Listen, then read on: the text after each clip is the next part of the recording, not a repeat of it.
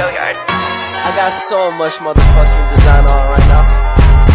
Break it down, bring it back, make it clap. I got 3 old thoughts, new guap, wear that thing. Bitches on my line, and you know they come strapped. Hold up, what it not, 45, scope it cash like whoa. How you fucking with these hoes up? Halo, perkenalkan nama saya Oliris Pesitohang dengan NIM 2213311030. Di sini saya akan menjelaskan tentang media pembelajaran berbasis digital yang efektif digunakan dalam pembelajaran bahasa Indonesia tingkat sekolah menengah atas. Nah, di sini merupakan mata kuliah desain media pembelajaran.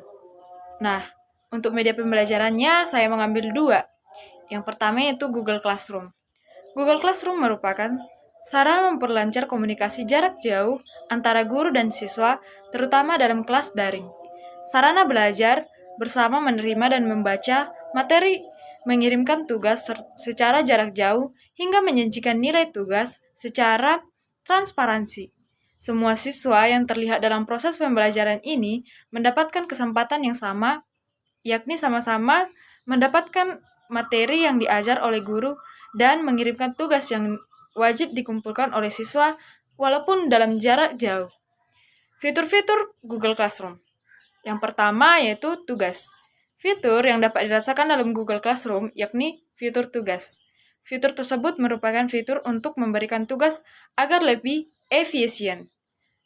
Dengan fitur ini, pengguna dapat berkolaborasi secara online dengan Google untuk berbagi tugas dalam bentuk dokumen melalui Google Dokumen. Yang kedua, penilaian.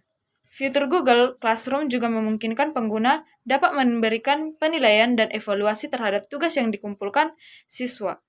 Terdapat beberapa sistem penilaian yakni penilaian dengan total point, kategori, dan tanpa penilaian. Yang ketiga yaitu fitur announcement. Seperti yang kita ketahui bahwa announcement adalah pengumuman, fitur announcement ini merupakan fitur yang membantu pengajar untuk mengumumkan informasi yang penting kepada siswa. Yang keempat yaitu laporan orisinalitas. Orisinalitas ini merupakan fitur yang membantu pengajar dan siswa untuk dapat melihat keaslian dan keorisinalitas hasil yang diajukan siswa. Fitur ini tersebut memungkinkan pengajar dapat melihat apakah hasil yang dikumpulkan oleh siswa sama dengan sumber lain atau hasil karya siswa itu sendiri. Yang kelima, konferensi online. Google Classroom juga dapat digunakan untuk mengadakan kelas atau rapat online. Melalui fitur ini, konferensi online akan memungkinkan pengajar dapat menyampaikan materi secara langsung atau melalui Google Meet. Yang terakhir yaitu integrasi kelas. Fitur integrasi kelas merupakan fitur yang dapat mengintegrasikan materi dan aplikasi lain seperti Kode Art, Excite, Quizzes, dan lain sebagainya.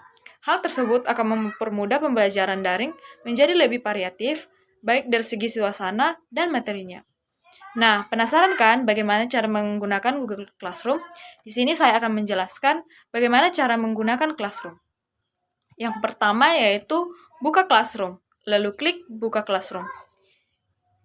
Buka classroomgoogle.com, lalu klik buka Classroom. Yang kedua yaitu masukkan alamat email akun Classroom Anda, lalu klik berikutnya. Yang ketiga, yaitu masukkan sandi, lalu klik berikutnya. Yang keempat, jika ada pesan selamat datang, tinjau pesan tersebut, lalu klik terima.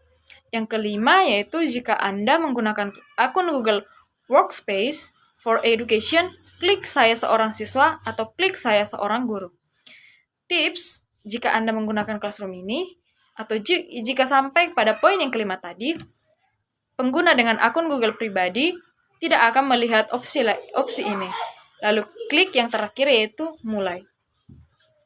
Nah, di sini saya dapat menyimpulkan bahwa Google Classroom ini sangat bermanfaat sebagai salah satunya dalam media digital ini untuk mempermudah siswa memahami materi bacaan yang diberikan oleh guru. Penggunaan waktu lebih fleksibel yang tentunya tidak membuang-buang waktu untuk secara langsung bisa mengirimkan tugas melalui online. Di mana Google Classroom ini pun tidak terbatas, dan Google Classroom ini harus ditingkatkan adalah kesiapan guru untuk memberikan instruksi pembelajaran e-learning dengan baik dan tepat. Nah, jadi guru juga harus berperan aktif dalam Google Classroom ini. Selain itu, Google Classroom ini juga dapat memotivasi siswa agar semakin aktif dalam pembelajaran dan tentunya lebih bervariatif dalam menggunakan media teknologi yang semakin canggih saat ini. Nah, alasan saya memilih Google Classroom ini yaitu dapat menjadi sarana belajar bersama dan menerima materi secara bersamaan. Dan lebih efektif dan efisien, dan tentunya dapat membuat siswa lebih aktif dalam pembelajaran. Nah, di sini saya mengambil media yang kedua yaitu Zoom. Zoom Meeting ialah sebuah media pembelajaran menggunakan video. Zoom Meeting memiliki strategi untuk memperlancar kegunaannya seperti menghindari penggunaan data internet lain saat mengaktifkan Zoom. Kemudian, matikan mikrofon saat tidak digunakan untuk mengkondusifkan kelas saat pembelajaran itu. Selain itu juga masih banyak lagi. Nah, adapun fitur-fitur Zoom yang pertama yaitu satu chat. Peserta didik dapat menerima pertanyaan mereka atau mereka dapat mengomentari apa yang Anda sampaikan dalam presentasi Anda. Atau Anda di sini adalah seorang guru. Dan Anda dapat memutuskan apakah Anda berinteraksi terhadap mereka segera atau setelah presentasi Anda. Dengan menggunakan chat dapat memberikan audiens atau Anda atau seorang guru pilihan dan dorongan keterlibatan dengan memungkinkan lebih banyak audiens berinteraksi dengan aktivitas langsung daripada hanya sekedar mendengarkan presentasi Anda. Selama presentasi, Anda dapat meminta audiens untuk mengajukan pertanyaan yang kemudian Anda jawab langsung atau di akhir presentasi. Host atau tuan rumah dari Zoom yang membantu Anda dalam presentasi virtual dapat memantau obrolan dan mengumpulkan pertanyaan saat mereka masuk. Dan terakhir, Anda juga dapat memberikan kesempatan pada audiens Anda untuk dapat mengomentari pertanyaan tersebut. Yang kedua yaitu raise hand.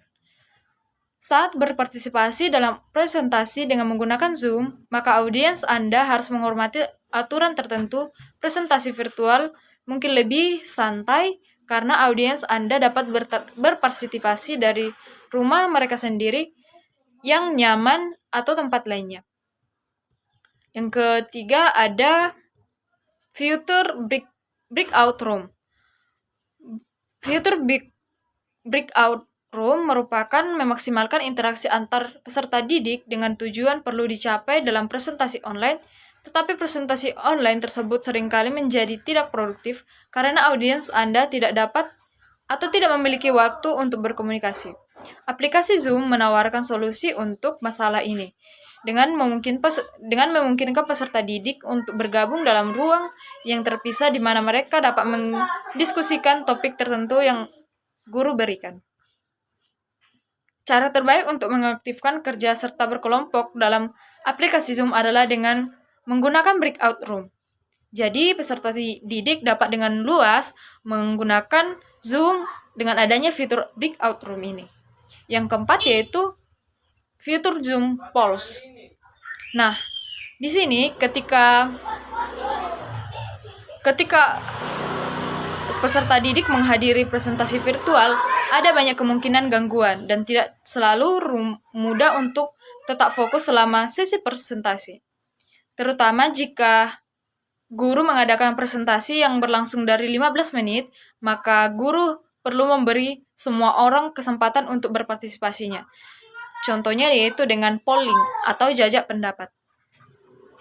Untuk itu polling di sini artinya fitur Zoom yang populer yang dapat dilakukan hal tersebut, seorang guru dapat membuat sesi presentasi lebih dinamis, mengaktifkan peserta didik untuk mengisi poll atau jajak pendapat peserta didik tersebut. Dengan mengalokasikan beberapa waktu untuk mengisi jajak pendapat para siswa untuk mengetahui sejauh mana pemahaman siswa dalam pembelajaran atau pada saat presentasi. Yang kelima yaitu fitur Room Whiteboard. Di sini jika seorang guru memungkinkan dirinya untuk presentasi atau untuk peserta didik presentasi dengan menunjukkan sesuatu atau berkolaborasi secara bersamaan di layar presentasi dosen atau guru. Fitur whiteboard ini adalah alat untuk memungkinkan guru dapat menulis, atau whiteboard ini adalah sebuah papan tulis yang dapat digunakan dalam menjelaskan atau menulis sesuatu di papan tulis ini untuk dimengerti oleh siswa. Yang keenam yaitu ada annotation. Annotation ini memungkinkan seorang guru untuk mencoret-coret atau menyoroti dan menyisipkan teks pada apapun yang ada di layar guru tersebut saat menjelaskan materi di papan tulis atau whiteboard tadi. Ini merupakan fitur terakhir yang ada pada Zoom. Nah, yang mungkin muncul pertanyaan kita saat ini adalah bagaimana cara menggunakan Zoom? Di sini saya akan menjelaskan bagaimana cara menggunakan Zoom. Yang pertama yaitu buka Zoom Desktop Client. Yang kedua, bergabung dalam rapat menggunakan salah satu metode berikut. Di sini saya akan menjelaskan bagaimana metodenya. Yaitu jika Anda ingin bergabung dalam rapat tanpa login, klik gabung dalam rapat. Yang ketiga yaitu masukkan ID rapat dan nama tampilan Anda. Yang keempat, pilih apakah Anda ingin menghubungkan audio dan atau video. Lalu yang terakhir, klik gabung. Nah, sejauh ini saya dapat menyimpulkan bahwa Zoom sebagai media pembelajaran jarak jauh sangat berperan dalam proses perkuliahan, sekolah yang berfungsi sebagai sarana edukasi, sarana evaluasi, sarana penyambung informasi, serta sarana layanan konsultasi.